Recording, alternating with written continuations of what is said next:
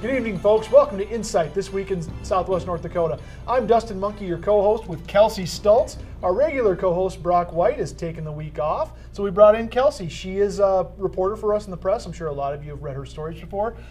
Kelsey, how you doing today? I'm doing pretty good. My first time on television, so a little nervous, but I think I've got it down. You'll be fine. You'll be fine. We all get over it right away, and pretty soon the cameras aren't even there. So, we'll just get right into it this week. We had a lot of good stories over the last week here in Dickinson. Some of them were our own, some of them weren't. One of the big ones that really caught a lot of social media attention, and we've all talked about it around the office, is curbside recycling here in Dickinson.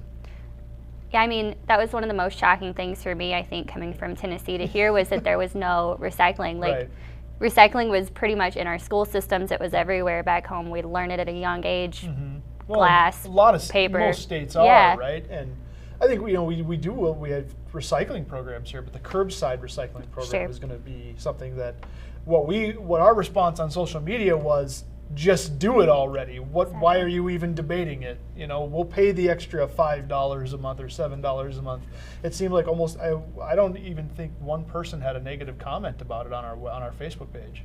I don't know why you would have a negative comment. I mean, it's kind of a no-brainer. Yeah. Well, there's always those people out there that don't want their taxes raised. They don't want to just pay more money to the state, pay more money to the city, what have you. But I think in this case, I mean, $5 a month to put another tub in front of your house, it's not a big deal, and it's going to be.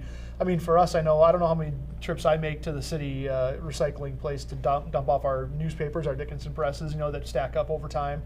Our cardboard. We have a young one, as many of you know, and when you have a kid, you get a lot of cardboard comes with that because everything that you buy for the kid comes in cardboard packages. Sure. So you amass all of this cardboard, and you have to have something to do with it, and it takes up space in the dumpster. Sure. So we end up making a ton of runs to our cardboard recycling dump here in town. I mean, all the time. So this would be nice for young families, for kids. It'd be a good thing, like you said, to teach kids. Yeah. And like I said, just like you, my brother lives in Minnesota in kind of an outer suburbs area. He came and stayed at our house once, and he goes, hey, where's your recycling bin? And I'm like, we don't have one. He goes, that's ridiculous. Yeah. He's right. And the money would probably for this go toward the fuel and how much it would take to ship all this to Minnesota where it would be recycled. But you're talking cardboard, plastic, glass, paper, all of that in one. You've got something going, and I think it's too good to turn down. Yeah, I mean, for me, I've just moved in the past 2 weeks, so many of my cardboard boxes, I don't want to just throw them in the dumpster, so they're just taking up room in my garage. And they take up room in the dumpster too. That's somebody else's. I mean, you guys live in an apartment, and that's not just your dumpster; it's the apartment's dumpster. Exactly. So you take it up, and then stuff gets thrown to the curb and never gets picked up. I did that. I lived in apartments for 7 years here, and there's times where stuff sat outside of that dumpster for an entire winter because someone was too lazy to pick it up and put it in.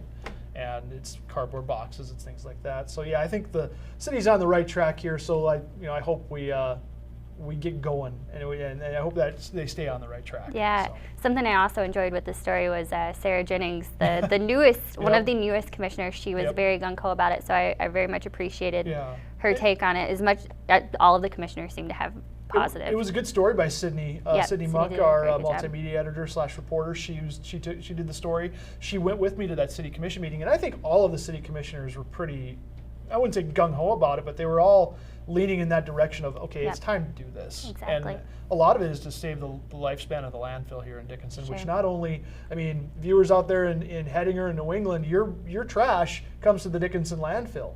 So, you got to think about that too. I mean, it's a landfill that serves 45,000 people, and not just the city of Dickinson. So, it's gonna grow. It'll grow over time. This will help ease that growth a little bit.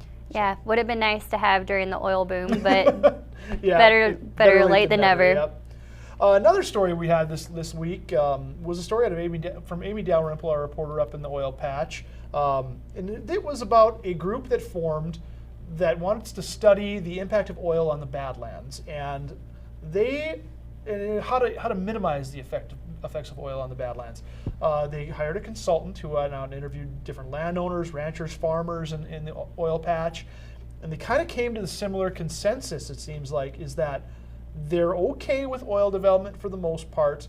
They're fine with it, and I'm sure a lot of people are making money off of it still, so that, you know, when you're making money off something, you're fine with it. But the big story there was that they feel like the companies need to step up and help mitigate some of the land destruction that goes by. I think the one part of the story that stuck out to me was that two competing companies had an oil well 300 feet apart from each other, which is a football field basically, and they both constructed different roads to get to these two oil wells instead of making one big road or one single road to get to these oil wells, linking them, working together, saving themselves money at the time, you know, even though at the time with the boom there was nothing much about saving money for these oil companies. But it just seems like, you know, you've got a lot of people up there who are pro-oil but also pro-environment. That's what the big story that came out of it. I mean, what's your take on it? I mean, you came here from somewhere else at the heart of the oil boom, of the boom. I mean, what's been your take on it? Yeah, I moved here in February, so when the boom was still kind of going on, it hadn't started slowing down quite as much. But February 15. Yeah. Clarify that. So. Yep. But I think one of the most beautiful things about North Dakota is the Badlands. So you have to be able to protect that, while also, I mean, the push in North Dakota is energy, not even oil, but we have wind, which I cover extensively. But we have to have a balancing act between the energy that's pushing North Dakota, but also the beauty that comes with the Badlands. Right. And I mean, that photo that we ran, I took that photo. Myself and Andrew Wernette were up on a drive north of Killdeer and came around a corner around a Badlands, Badlands bluff, and there's this 6 oil well pad with a workover rig and several tanks kind of tucked in between a bunch of buttes. And that kind of spoke to me a lot about, you know, how much activity is still going on up there. Sure. This was last October, was it? You know, so October 15, I think I took that photo. But still, I mean, there's still workover rigs out there working in the Badlands all the time. So there's always going to be that traffic. I mean, once you have an oil well there, it has to be maintained. And I think that's what these people are concerned about more so too, is that just maintain the roads, maintain the Badlands, keep it beautiful.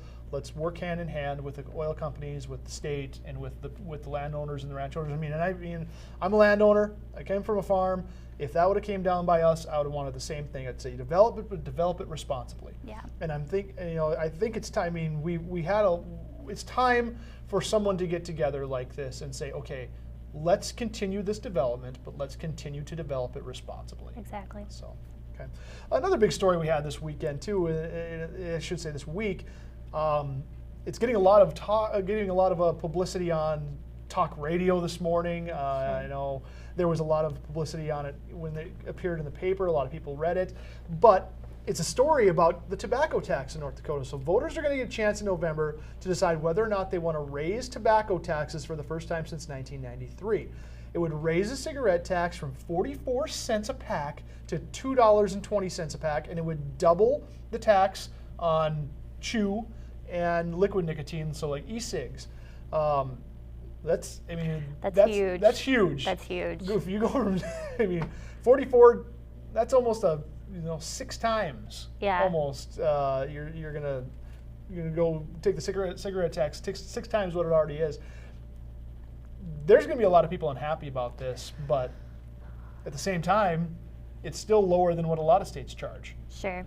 I mean, you've written some of these stories, I believe, on cigarettes and everything like that. I mean, what's your take on it? And I mean, the people that quit, and is money the reason why people quit a lot? I would hope the health reasons would be why people are quitting. Yeah. But I grew up in a family where there was a lot of smokers, and I would hope if the cigarette tax was higher, maybe they wouldn't have smoked as much. They had a lot of health issues that came up later in life because of smoking a pack or 2 a day. So, if the cost was up, maybe some of their lives would have been extended a little bit longer. Absolutely. I know my dad is a part-time smoker, we always call him, because he's he smokes during harvest time. And when he's stressed. Sure. There's a lot of people that smoke when they're stressed, or they smoke when they drink. things like that. There's social smokers. And way fewer people are doing that now than they have ever done, I feel like. I mean, when I was in college, I feel like everybody smoked. Yeah. That was 12 years ago. So you're talking about, this thing is already on the downturn. Yeah. If you're talking about keeping people from starting to smoke for the health reasons and everything like that, if you want to smoke, more power to you. You want to smoke, you want to spend the money, feel free.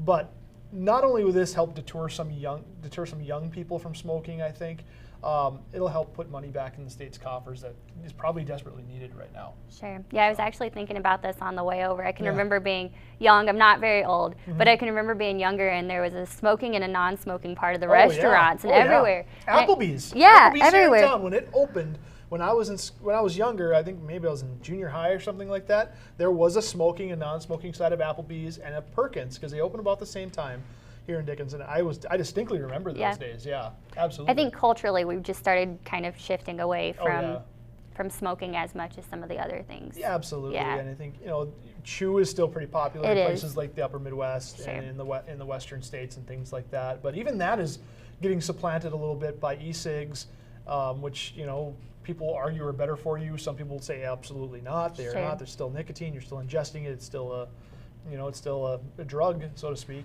a carcinogen.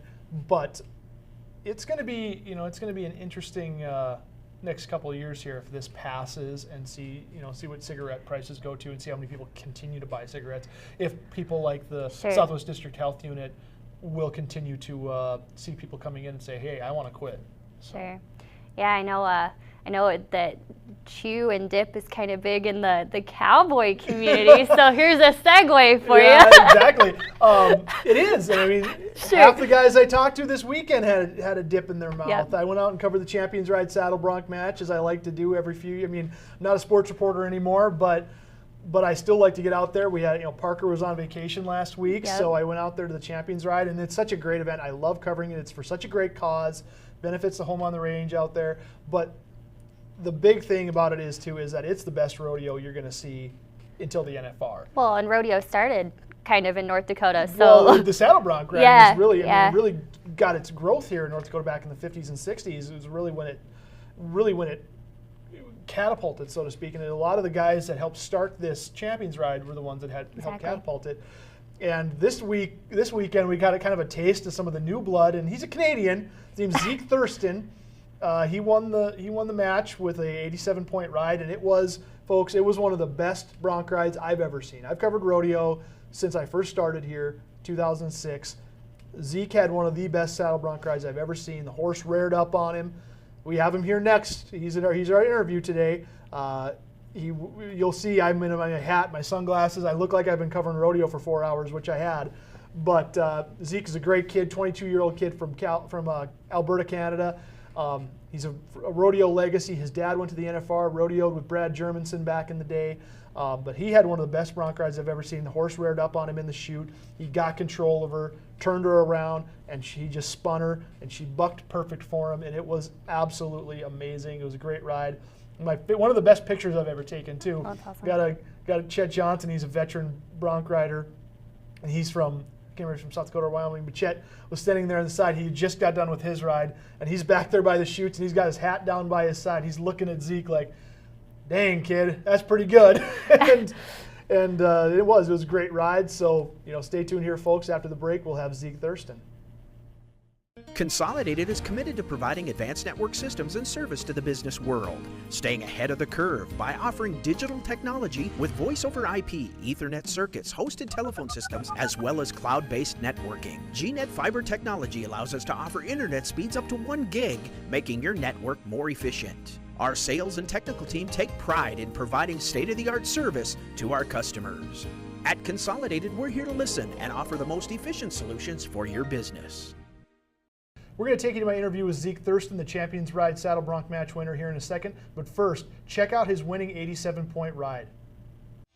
Last year he made his inaugural trip to the Loretta National Finals Rodeo. And when you nod in that building, when you nod for your horse in Thomas Macarena, you know you've arrived at the big time. The pressure that comes with the chase of the world title is all that.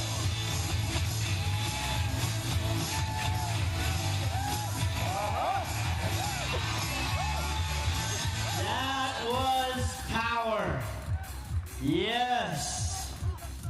We're back here with Zeke Thurston, winner of the Champions Ride Saddle Bronc Ranch Rodeo here in Sentinel Butte, home on the range. Zeke, how you doing? Oh, great. This is an awesome event. It's not very often you get to come and ride against, you know, the 30, 40 best bronc riders going, and all in one day. You get on 3 or 4 horses. It's cool. Tell us a little bit about yourself. Where are you from? How old are you? How long have you been doing this? I'm from Big Valley, Alberta. I just recently turned 22, and I've probably been getting on broncs since I was 14, I guess. I had my rookie year last year, and then so I guess it's been my second year on my full card. It's got to be a great feeling to come here and win this whole thing and rocket you up the standings in the PRCA right now. I mean, has there ever been a rodeo where you walked away with a better feeling? I mean, I've been pretty lucky to have quite a bit of success early on in my career, and you know, like I said, you don't get to go to very many events like this that are this prestigious. It's real cool because my dad used to come here and ride, and you know, Brad Jermanson, one of his good buddies, helps put it on and stuff, and so it's kind of cool. It's got a little tradition and a little background in it for me, so it's awesome. Tell us about your ride today. Your bronc reared up on you in the final round, but you really maintained control, unlike anybody I think I've seen in a long time, and you controlled her for the win. Yeah, that was Lynx Mountain. Is actually kind of a cool story. I got on that horse one time last year, and she's kind of notorious for rearing out like that, but she really reared out with me last time. Might have been rider error, but she smashed me on the gate pretty good and knocked me off right there. I ended up getting a re-ride, but so I kind of felt like I owed her one, and today was her retirement trip. That horse is 15 years old. She's been around. I mean, they've won a lot of money on the back of that horse, and so it was pretty cool to get on her and you know, conquer her for one, and also to be the guy that sent her out, you know, as a final tribute or a retirement. As a winner here. Yeah, that's really cool, I think. I'm gonna say, I mean, talk about that ride. I mean, she took you right around the front. We're over here on the south end of the arena, and she took you right close to the chutes. Really didn't run out on you. It just was a perfect buck. Yeah, that she reared up. She kind of got my leg over the top of the chute gate there, but luckily it didn't hit me too bad. And she's just really up on herself, like you said, just stays close, kind of, you know, hangs out in that corner, you know, bailing in there and cracking them as good as you'd want one. Well, Zeke, you know, congratulations. Thanks for doing this with us today. $10,000 richer going into tomorrow, and a heck of a lot closer to Las Vegas. Yes, sir. Thank you very much. I sure appreciate it. All right, we'll be back with more after this. A bundle from Consolidated is your local choice for internet, TV, and phone at a better value.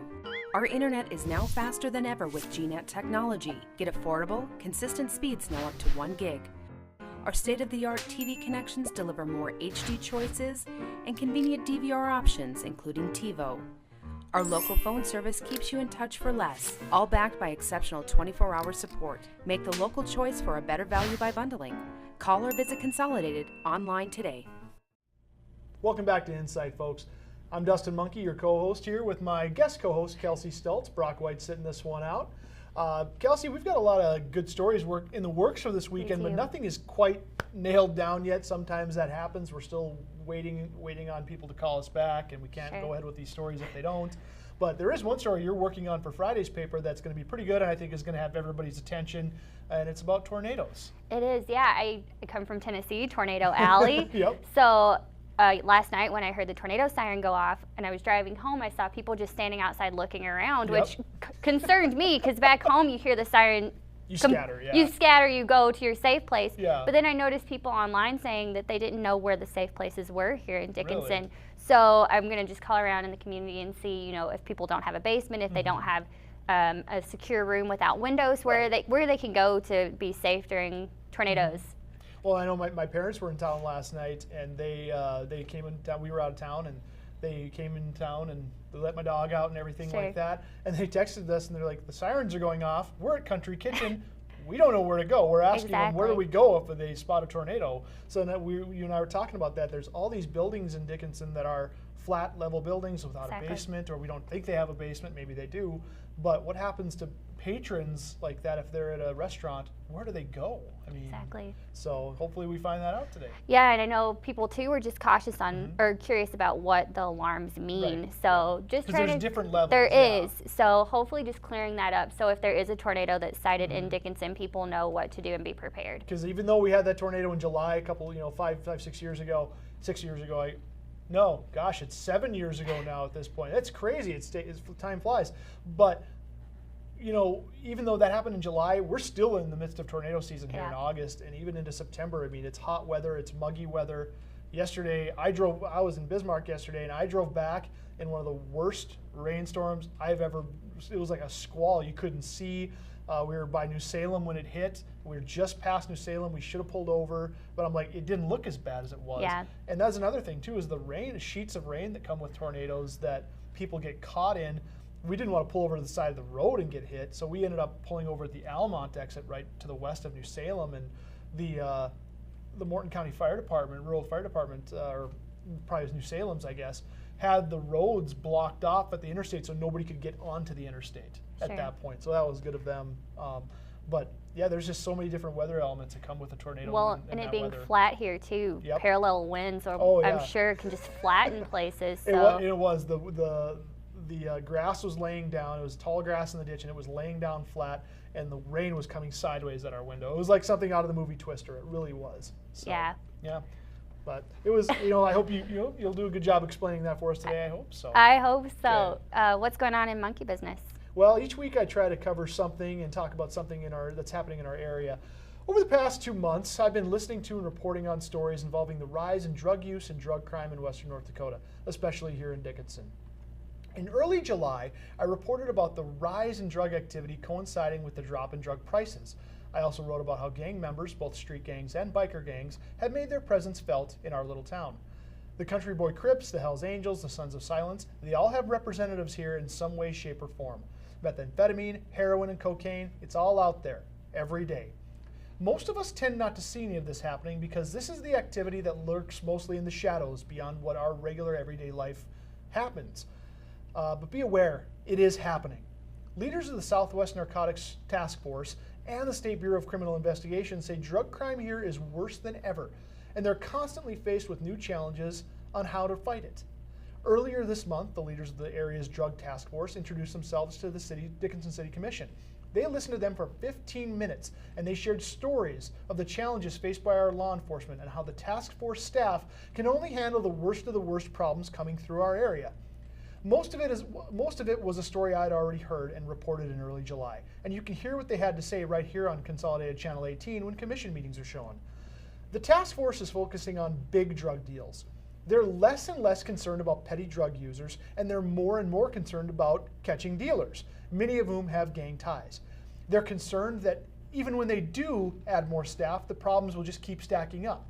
And it's not just a drug task force. Our local police and sheriff's departments, state's attorney's office, and even as far up as the U.S. District Attorney are all slammed with problems that are related in some way, shape, or form to drug crime. Whether it's marijuana, cocaine, meth, heroin, or the incredibly dangerous and new drug fentanyl, which is killing people all over the country, the point needs to be driven home that there is a drug culture that's here in Dickinson, and it's here to stay.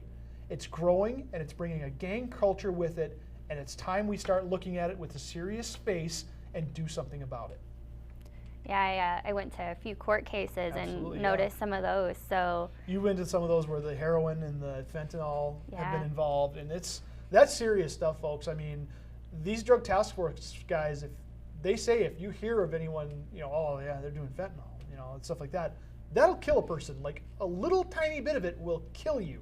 This is stuff that Senator Hoeven, in a bipartisan effort with a Democratic senator from Delaware, a state that's also facing a lot of international, drug trafficking through Canada, they are fighting to get this bill passed that will make fentanyl and drugs like it illegal to even bring into the United States. Because right now, you're not supposed to bring it in, and people that do are basically, if they get caught, they're caught as drug dealers because there's no reason to bring it in unless you're putting it into heroin, or Sure. you're using it in some way, shape, or form to cut the heroin.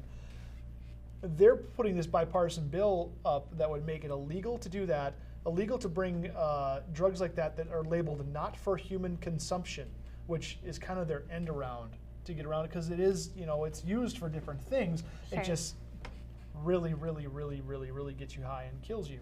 So it's a bad deal, and I think our state agencies, our local agencies are handling it as best as they can. Sure. But like our guys from the Southwest Narcotics Task Force have told me, if they doubled their staff, they'd have double the cases, because they're only going after the absolute big fish, Sure. the ones that they know have to be caught to at least cut the head off the snake a little bit, And this stuff goes as far as Denver. Their cases go as far as Denver, Mexico, California, everywhere. So, this is real life Breaking Bad, folks. I mean, it's real. I mean, it's. Sure. And we have the FBI up in Williston, and there's a lot of folks here that believe we need an FBI, auxiliary office here in Dickinson to help out the Southwest Narcotics Drug Task Force. But, I don't know. What's your take? Like you said, you came from the South, where there's a lot of meth issues and a lot of cocaine. Meth issues are huge. Yeah.